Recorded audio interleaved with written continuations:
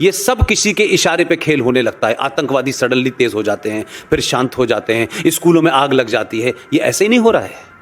हमको लगता है कुछ लोग नहीं है, वहां की मेजॉरिटी मुसलमान नहीं चाहती कि हिंदू के हाथ में ताकत जाए। वो आपको आज भी उसी नजर से देखते हैं। लिहाजा कश्मीर को दिल्ली कुछ भी दे दे, आपका काम है देना, हम वापस आपको सिर्फ आतंकवाद देंगे और कुछ नहीं देंगे।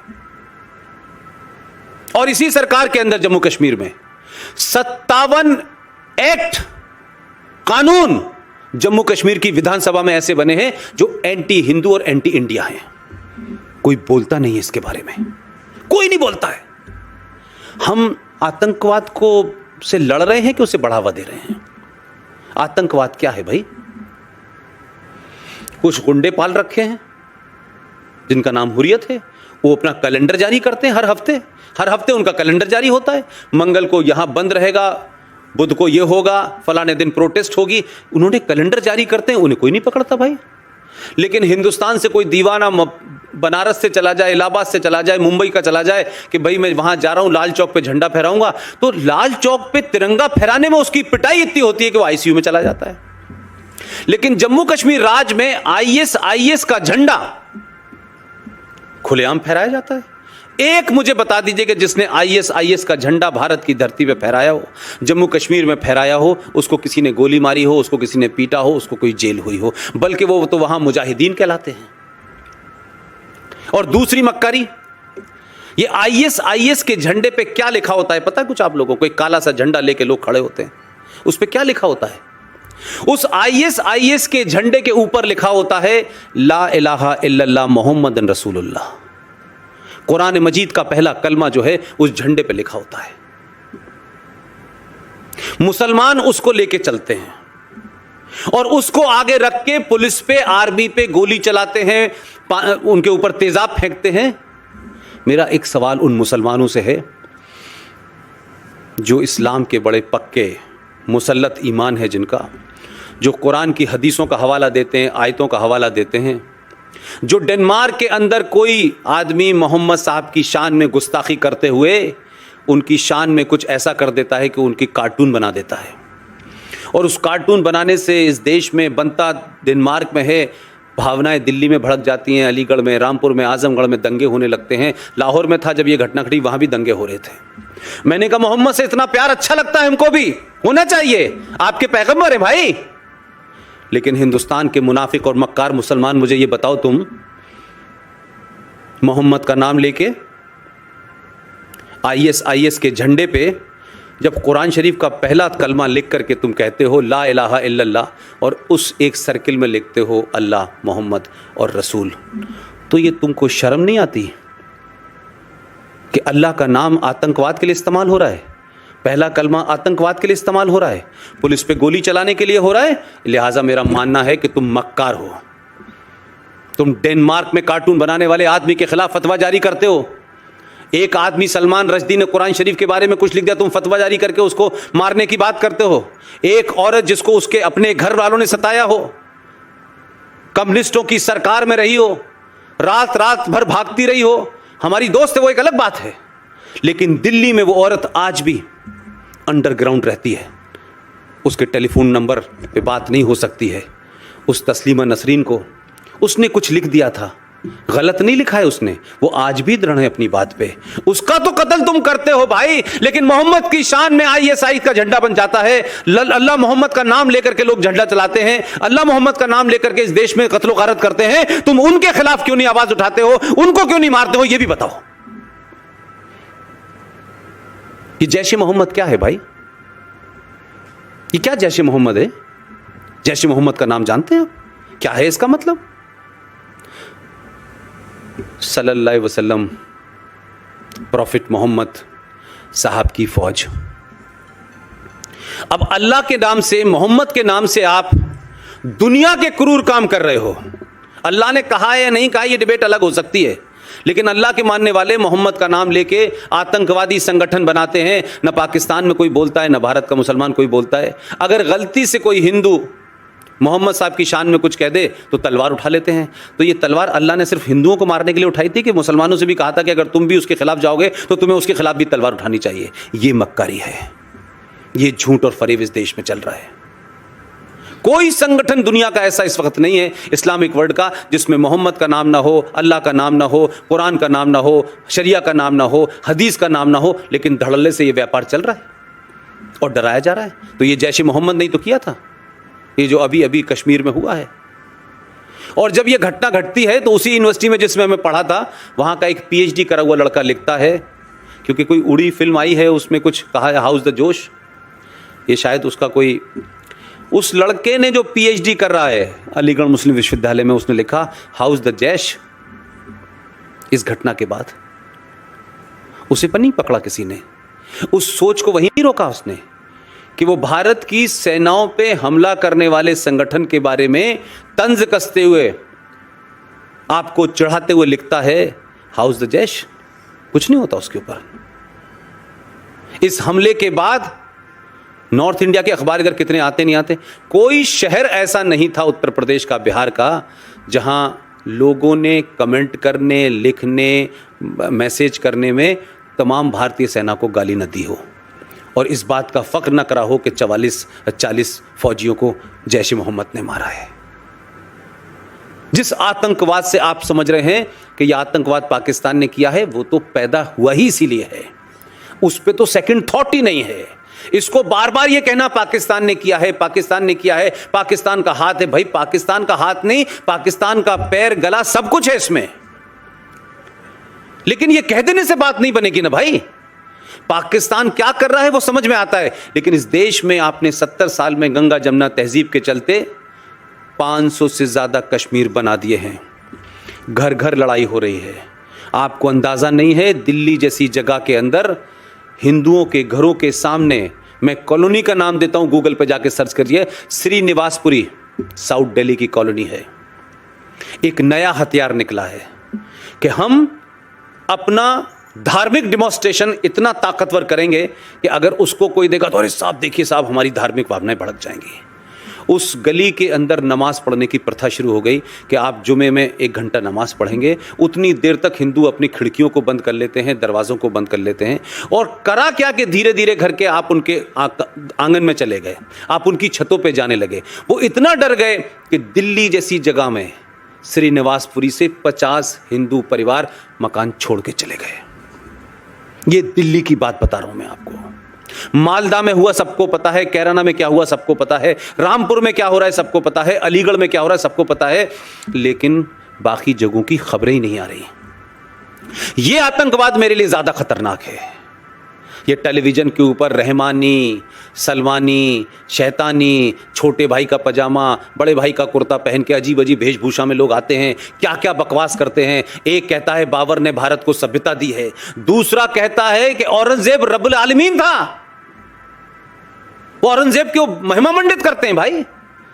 माफ कीजिएगा, उनको औरंगजेब को महिमा मंडित करने का कोई इरादा नहीं है। वो हर उस शख्स को, वो हर उस मुल्क को महिमा मंडित करते हैं जो भारत और भारत की मेजॉरिटी के साथ खड़ा होता है। हर उस आदमी को महिमा मंडित करते हैं जिसने आपके ऊपर अत्याचार किए हैं।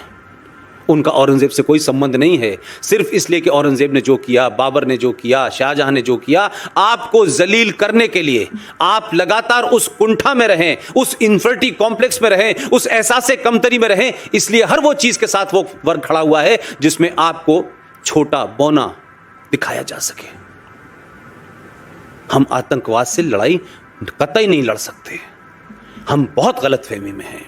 सेना का काम है, सेना करेगी, आज करेगी, कल करेगी, परसों करेगी, करती रहेगी, ये सिलसिला चलता रहेगा भाई। लेकिन मुझे ये बताएं कि जब ये 40 फौजियों की डेथ हुई तो हमको बड़ा आक्रोश हुआ। अब ये बात कोई और बोलेगा नहीं आपसे, लेकिन आप जरा एवरेज लगाइए कि 1971 की वॉर में 1200 सैनिक मरे थे कुल मिलाकर के, और ये जो अभी आखिरी आपकी हुई है सियाचिन वाली, इसमें कोई 650 मरे थे। लेकिन जरा सा गूगल पे जाइए और पिछले 2 साल का डाटा निकाल लीजिए, 2 साल का, सिर्फ जम्मू कश्मीर का, छोड़ दीजिए नॉर्थ ईस्ट में क्या हो रहा है, आसाम में क्या हो रहा है, यूपी में क्या हो रहा है, बंगाल में क्या हो रहा है, उसको छोड़ दीजिए। हर 3 या 4 दिन में 2 फौजी मर रहे हैं, आपके इंटरनल आतंकवाद से मर रहे हैं। जरा उनकी गिनती निकाल लीजिए, क्योंकि वो 2 और 1-1 मर रहे हैं तो उनका कोई खाता नहीं होगा भाई, उनके लिए सामूहिक चेतना नहीं होगी। ये वो जानते हैं।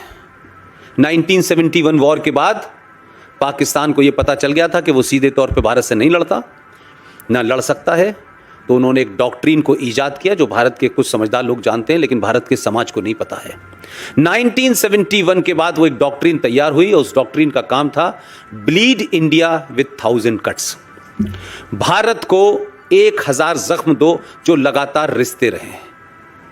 तो ये आपके देश में रेडीमेड उनको लोग मिल जाते हैं, स्लीपर सेल मिल जाते हैं, कहीं कश्मीर के नाम से, कहीं जेएनयू के नाम से, कहीं जादवपुर के नाम से। ये तमाम वो लोग हैं जो किसी खास एजेंडे के तहत काम कर रहे हैं और भारत अपने ही घर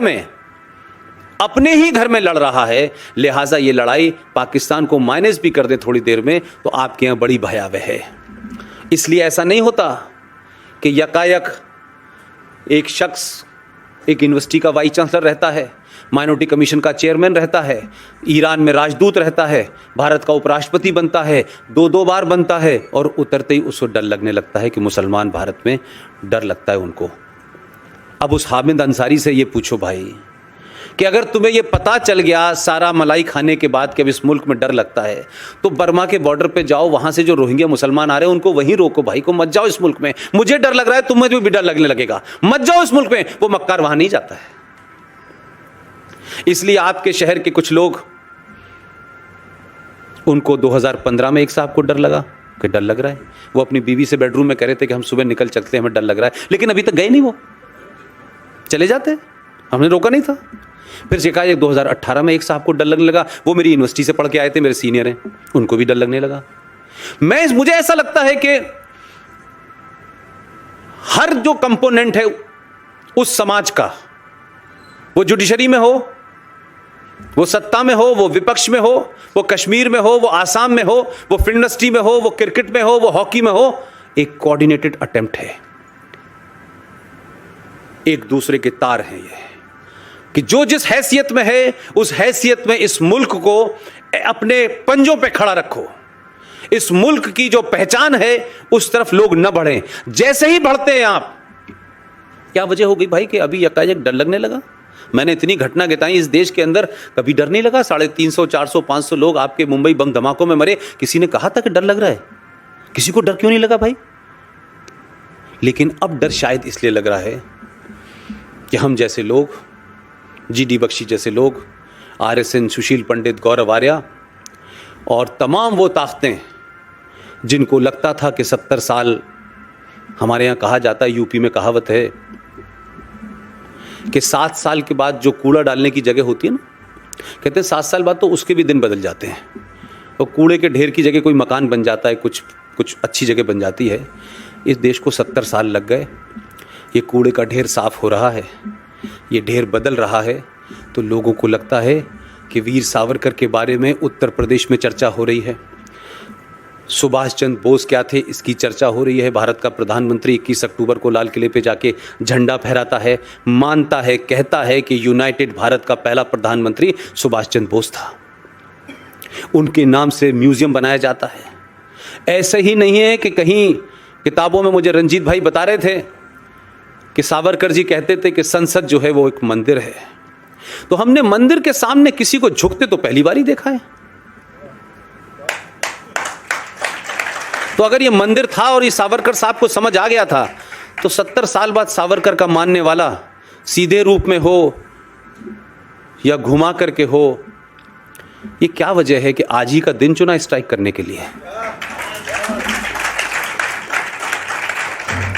मैं इसलिए कह रहा हूं कि सिर्फ 2 बातों को छोटी सी रेफरेंस के लिए कह रहा हूं। अगर किसी की अच्छी बात है तो उसको पूरी ताकत से सपोर्ट करना चाहिए, और किसी की बात गलत है तो पूरा चौड़ा सीना करके कहना चाहिए तुम झूठ और गलत बोल रहे हो। पहली पार्लियामेंट की स्पीच में, 1 घंटे की स्पीच में, कुछ बातों को शायद मैं बहुत तेजी से कनेक्ट इसलिए करता हूं कि मैं उसी समाज के बीच में बड़ा हुआ हूं। मुझे पता नहीं कि प्रधानमंत्री देश के जब अपना पहला संबोधन पार्लियामेंट में कर रहे थे तो उन्होंने क्या ऐसी बात कही थी कि कुछ लोगों को बड़ी तकलीफ हो गई थी। ऐसा रिएक्शन था उनमें मानो जैसे जिन्हें कई सारी चींटियों ने उनको काट लिया हो। अपने संबोधन में, सिर्फ लंबे संबोधन में मुझे दो ही बात अच्छी लगी। उन्होंने कहा कि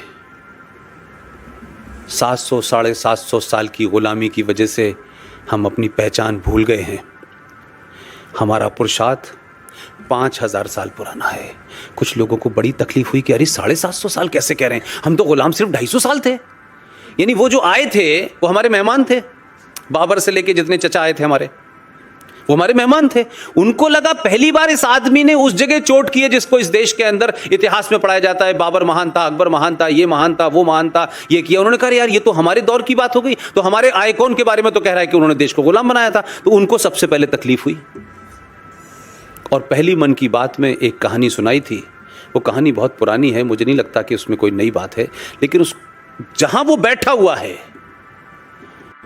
जिन संकटों से वो आदमी घिरा हुआ है, उसकी कुछ कुछ एहसास मुझे इसलिए है कि उसके नज़दीक जो सिस्टम कैसे चल रहा है, सिस्टम में कैसे कैसे लोग बैठे हुए हैं, जम्मू कश्मीर के संविधान में क्या हो रहा है, आसाम में क्या हो रहा है, मालदा में क्यों ऐसा हो रहा है, क्या वजह है कि इतने सारे संकटों से घिरे होने की वजह से कुछ बात सीधे तौर पे नहीं कही जा सकती। क्या वजह है कि वीर सावरकर की जयंती पे या उनकी पुण्यतिथि के ऊपर प्रधानमंत्री की एक तस्वीर आती है कि सावरकर को वो फूल चढ़ाते नजर आते हैं। किन लोगों को तकलीफ होती है कि सावरकर के ऊपर फूल क्यों चढ़ा रहा है ये आदमी? सावरकर को तो हमने दफन कर दिया था। लिहाजा उन्होंने क्या किया कि अपनी बात को खामोशी से कहने के लिए उन्होंने कहा अपनी मन की बात में, वो शेर की कहानी है, मुझे लगता है आप सबको पता होगी। अगर नहीं होगी तो मैं दोहराए देता हूँ। बताऊँ उसको? एक शेर शेरनी जो थे एक जंगल में जा रहे थे अपने 4 बच्चों के साथ में। ये प्रधानमंत्री की मन की बात की सिर्फ इतनी बात मैं कह रहा हूं कि हम समझें कि वो आदमी कहां पे कह रहा है, जिसकी ख्वाहिश शायद सावरकर जी की थी। जो बातें सावरकर जी कह के चले गए उसके बारे में पता नहीं, लेकिन वो आदमी कितने धीरे से उन बातों को उस पद पे बैठने के बाद भी कह रहा है। वो अपने समाज को एहसास दिला रहा है। उस समाज से कह रहा है जो समाज सो गया है, उस समाज से कह रहा है जो ये समझता है कि हर काम सरकार का है, सरकार आ गई चली गई, अब सरकार शाम में आए, घंटा बजाए आपके घर का और पूछे कि भाई आप लोगों ने खाना खा लिया? अच्छा खा लिया, मैं जा रहा हूँ। तो ये सरकार से हमारी अपेक्षाएं होती हैं। इस समाज को जगाने के लिए इतने सटिल तरीके से, इतने बिटवीन द लाइंस कहने के लिए भी आप में हिम्मत होनी चाहिए। उसने कहा कि एक जंगल में एक शेर और शेरनी अपने 4 बच्चों के साथ जा रहे थे। शेर की प्रवृत्ति शिकार करने की होती है। भेड़ियों का एक बहुत सारे भेड़िए जा रहे थे, उनका एक झुंड था। शेरनी और शेर को लगा के शिकार करना चाहिए। वो शिकार करने के लिए शेर और शेरनी दोनों दौड़े और शिकार करने के चक्कर में काफ़ी आगे चले गए। उसके 3-4 बच्चों में से 3 बच्चे तो भाग के वहाँ तक चले गए, एक बच्चा रह गया पीछे और शेर अपने आगे निकल गया और उसके साथ में 3 बच्चे थे वो चले गए। जो बच्चा अकेला रह गया वो उन भेड़ियों के बीच में बेचारा मिल गया, क्योंकि वो पीछे दौड़ नहीं पाया और वो रहते रहते भेड़ियों के बीच में भेड़ियों जैसी भाषाएं कर बोलने लगा। वो समझने लगा कि मैं भी भेड़िया हूँ। लेकिन वक्त यह हुआ कि वो रहते रहते उसके अंदर उसके कैरेक्टर जो थे वो भेड़ियों जैसे उसके हो गए। और एक दिन शेर और शेरनी जब जंगल से जा रहे थे, वापस आए, तो शेरनी ने अपने बच्चे को पहचान लिया शक्ल से देख करके, ये तो मेरा बच्चा है। उसके पास गई, उससे कहा कि तू शेर का बच्चा है। वो उससे लड़ने लगा, नहीं मैं शेर का बच्चा नहीं हूँ, मैं भेड़िया हूँ। बड़ा हिज्जत हुई। ये बिल्कुल वैसी हुज्जत है जैसे सेकुलरिज्म पे होती है। उसने बड़ा समझाया कि तुम शेर को, वो नहीं माना। उसके बाद शेरनी बड़ी परेशान थी कि कैसे मैं इसको बताऊं कि तू सेकुलर नहीं है। बड़ा समझाया उसने कि तू सेकुलर नहीं है भाई। खैर वो उसको एक जंग वहाँ ले गई कुएं के पास और उससे कहा कि मेरी शक्ल देख और अपनी शक्ल देख, हम दोनों एक ही से हैं। उसने देखा और जैसे उसके बच्चे के चेहरे पे ये आया कि उसको कुछ एहसास हुआ, शेरनी ने दहाड़ लगाई। तो वैसी वो शेर ज़ोर से, बच्चा जो था वो शेर दहाड़ लगाए और उसके बाद बोला कि नहीं मैं तेरा बच्चा हूँ, मैं शेर का बच्चा हूँ। तो हिंदुओं की स्थिति उस भेड़ वाले शेर की तरह हो गई है। इसकी ताकत से मानिए कि आप 5000 साल पुरानी सभ्यता के भाजक हैं। आप किसके, आपके पूर्वज कौन थे, वो कौन लोग थे, कुछ उसका भी गर्व करिए। ऐसा ही नहीं है कि 700 साल के दौर की वजह से आप इतनी हीन भावना के शिकार हो गए हैं कि अपने पुरुषार्थ को आप भूल गए हैं, अपनी पहचान को आप भूल गए हैं। और ये मत कहिए बार बार कि हमारे डीएनए में लिखा हुआ है। हमारे डीएनए का जो भी आइटम था वो उस आदर्श समाज के लिए था, जब समाज में मूल परंपराएं थी, कुछ कानून थे, कुछ रूल थे। इसलिए हमारा बिहेवियर था कि हम हथियार नहीं उठाते थे, हम तर्क से बात करते थे। लेकिन 5000 साल पुराने हथियार से आज के आतंकवाद से नहीं लड़ सकते आप। आज आपको उसी हथियार की ज़रूरत है जिस हथियार आपके सामने है। लिहाजा ये मत कहिए कि हम तो सदियों से ऐसे ही थे। वो जो आपका एक शेर है, हमारे यहाँ बड़े सारे लोग गाते हैं उस शेर को। वो कहते हैं कि सदियों रहा ज़माना, और क्या क्या कहते हैं, हस्ती मिटती नहीं हमारी। मैं अभी नागपुर के भाषण में मैंने कहा भाई कि ये जो गलत फहमी है ना कि हमारी हस्ती मिटती नहीं, सदियों रहा ज़माना हमारा, मैंने कहा अफगानिस्तान में जाओ, वहाँ भी कभी हुआ करती थी तुम्हारी बस्ती, कहीं नहीं मिल रही तुमको देखने को। ये गलत फहमी दिमाग से निकालिए। आज के दौर की लड़ाई आज के दौर से लड़ी जाएगी, आदर्शवाद से नहीं लड़ी जाएगी। मैं आज भी कहता हूं कि हथियार उठाने की आवश्यकता नहीं है, लेकिन आप ये तो देखिए भाई कि अभी तो आपने एक ही बार बटन दबाया है सही जगह, एक ही जगह बटन दबाया है। हमारे हजारों काम, मेरी निजी ख्वाहिशें, मेरी प्रायोरिटी के सरकार को ये करना चाहिए, ये करना चाहिए, नहीं हुई, कोई दिक्कत नहीं। मेरी सबसे बड़ी प्रायोरिटी यह है मंदिर बनेगा नहीं बनेगा विषय है, चलता रहेगा, लेकिन वहां मस्जिद तो नहीं बनने जा रही। एक बहुत सारी चीजें होंगी जिससे लोग सरकार से नाराज होंगे, मोदी से नाराज होंगे, उन्हें पूरा अधिकार है नाराज होने का। लेकिन मैं इसलिए नाराज नहीं हूं कि मोदी के आने के बाद से मैं सावरकर की सभा में खड़ा हुआ हूँ, मैं नागपुर में हूँ, मैं आजमगढ़ में हूँ, मैं यूपी में हूँ, सब जगह में हूँ, और लोगों के अंदर जो गुस्सा है, मुझे ऐसा लगता है कि 700 साल के बाद आपको अपने शेर होने का एहसास हो गया है। लिहाजा सरकार में कौन आएगा कौन जाएगा ये महत्वपूर्ण मेरे लिए अभी भी नहीं है। मेरे लिए महत्वपूर्ण है कि जिस दिन ये समाज अपनी ताकत को पहचान जाएगा और समझ जाएगा कि राष्ट्रवाद क्या होता है, तो आप माफ कीजिएगा, आप जब चाहेंगे राष्ट्रवादी को हटा देंगे, दूसरा राष्ट्रवादी उससे खड़ा कर देंगे, लेकिन समाज जिस दिन तय कर लेगा उस दिन कोई आपको पीछे नहीं हटाने वाला। कोई मोदी आपको आ जाए, दूसरा मोदी पैदा होगा, तीसरा मोदी पैदा होगा, लेकिन आपने 2014 में मोदी पैदा करने की कोशिश की, इसलिए वो वहां बैठा हुआ है। और ये आप ही का दबाव है, ये आप ही का दबाव है कि 3:30 बजे जो कुछ हुआ है, ये आपका दबाव है। उसको पता है गली मोहल्ले में क्या हो रहा है, उसको पता है जिन लोगों ने मुझे चुना है, अगर मैंने उनकी 100 ख्वाहिशात पूरी नहीं की हैं, लेकिन कुछ तो ऐसी हैं जो इस देश के लिए हैं, उसने पूरी की। लेकिन 2026-11 के बाद तो ऐसा कुछ नहीं हुआ था, क्योंकि तब आप गलती से बटन ने कहां दबाते थे। इसलिए बटन का ध्यान रखिए। मैं प्रचार फिर नहीं कर रहा हूं, मेरा गुस्सा यह है कि छोटी सी गलती, छोटी सी कमी के कारण, छोटी सी नाराजगी के कारण राष्ट्र अहित ना हो जाए हमारा। क्योंकि बड़ी मुश्किल से हमको 70 साल में कम से कम ऐसा आदमी तो मिला जो वीर सावरकर के सामने नतमस्तक होता है, जो पार्लियामेंट में जाने से पहले कहता है ये मंदिर है और अपना सर झुकाता है, जो आतंकवाद को आतंकवाद की तरह डील कर रहा है। उसने सरकार बनाई जम्मू कश्मीर में उस औरत के साथ में जो ये कहती है कि जम्मू कश्मीर में सेल्फ रूल होना चाहिए। बहुत लोगों ने बड़े सवाल उठाए, मैंने उनसे तब भी कहा कि थोड़ा सा समय लो, थोड़ा सा समय लो। तुमको पता ही नहीं है, जम्मू कश्मीर की विधानसभा में जाओगे जब तुमको पता चलेगा वहां क्या हो रहा है। उस 2 साल में बहुत चीजें पता चल गई हैं, और वो जो मैडम जिनके कंधों पे चीफ मिनिस्टर बनी हुई थी अब सुबह शाम चिल्ला रही हैं। उनको पता नहीं है कि यहाँ ये आया क्यों था फकीर झोला लेकर के, वो ले गया है कागज यहां से निकाल करके सारे, अब हिसाब ले रहा है तुमसे पूरा। अब तुमको सूद समेत देना पड़ रहा है, अब तुम्हारी समझ में नहीं आ रही है। तो अब तिरंगे को भी गाली दे रही हो और कश्मीरियत को भी गाली दे रही हो, और जमहूरियत भी खतरे में है। जमहूरियत खतरे में नहीं है।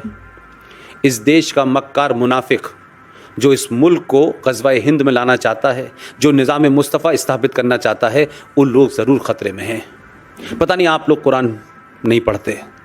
मेरी हाथ जोड़ के विनती है कि इस देश का हिंदू, आप जिस भाषा में चाहते हैं कुरान अवेलेबल है, कुरान शरीफ पढ़ लीजिए, उसको धार्मिक किताब समझ के मत पढ़िए।